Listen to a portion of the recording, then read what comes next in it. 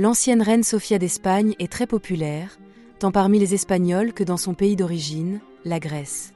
Elle a les ancêtres les plus nobles de toute l'Europe.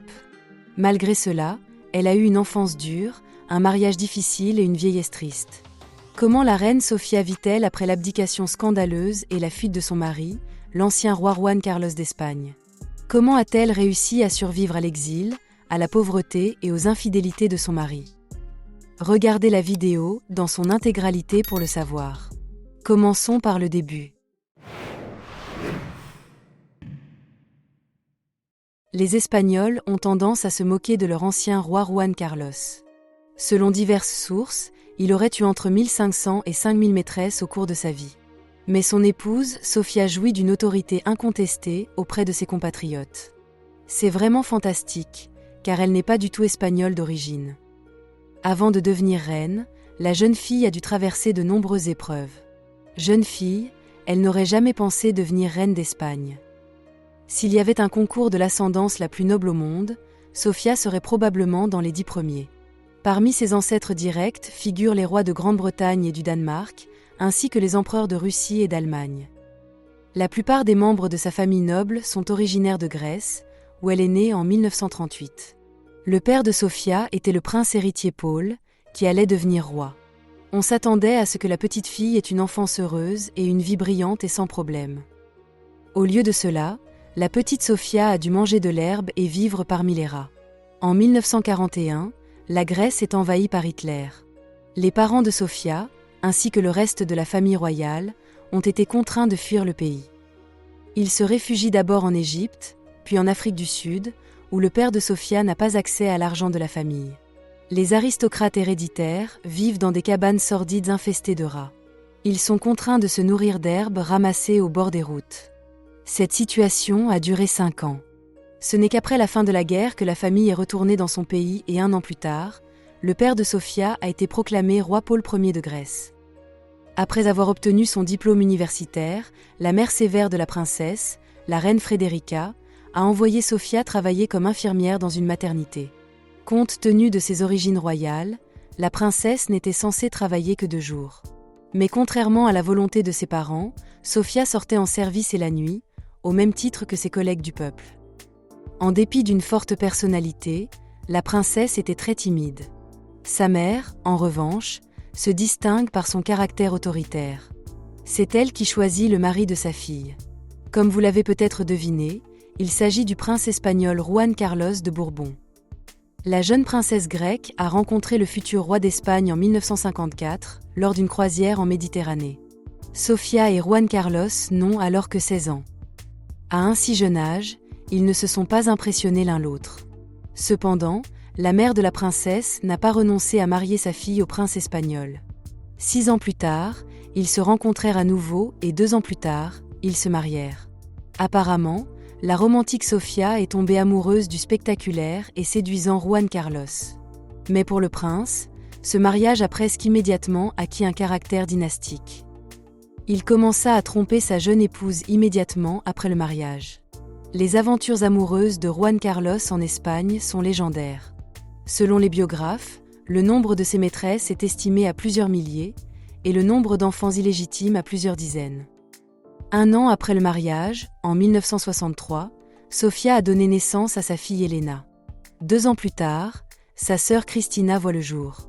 Et en 1968, l'héritier du trône, Philippe est né. Juan Carlos pense alors que l'objectif est atteint et se désintéresse définitivement de sa femme. En 1975, après la mort du dictateur espagnol Franco, la monarchie est restaurée en Espagne et Juan Carlos devient roi à part entière. Sofia est proclamée reine, mais sa vie privée est si insupportable qu'elle envisage sérieusement de demander le divorce.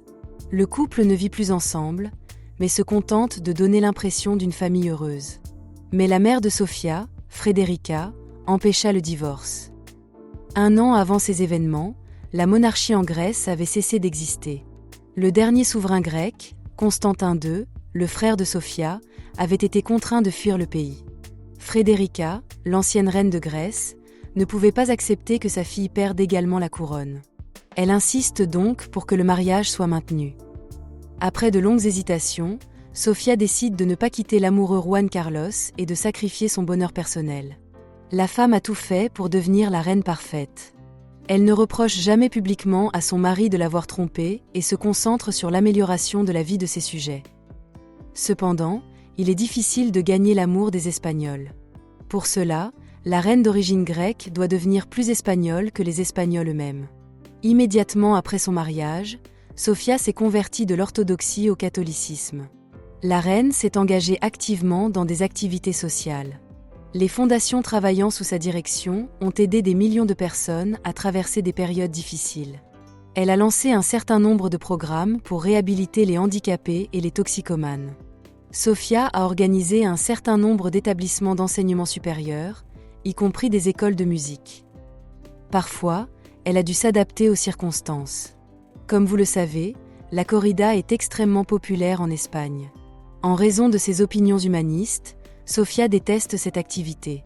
Mais elle ne l'a jamais déclarée publiquement. Les sujets sont bien conscients de l'attitude de la reine à l'égard de la tauromachie, mais ne la condamnent pas pour autant.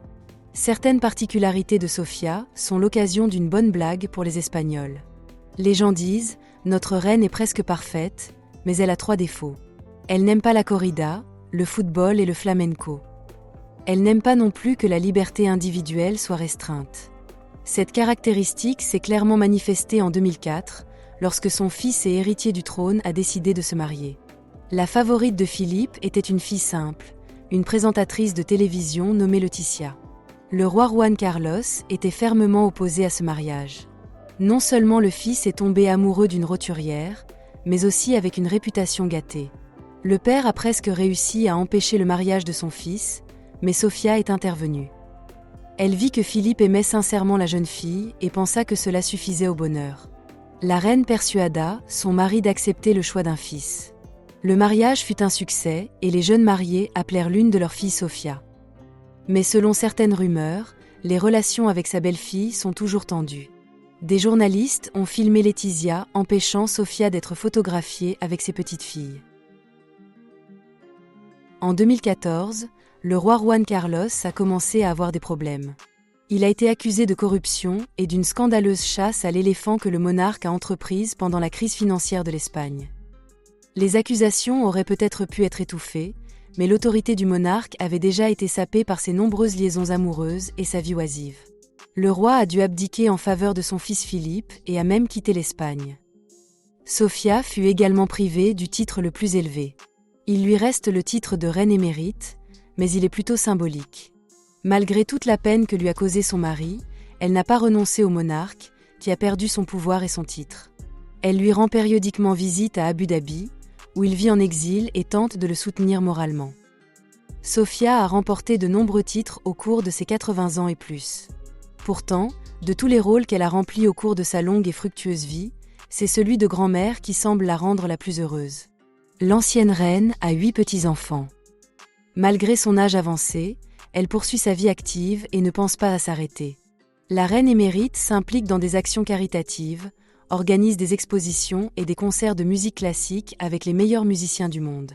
Le destin de Sofia montre bien que le devoir envers la société est plus fort que la recherche du bonheur personnel.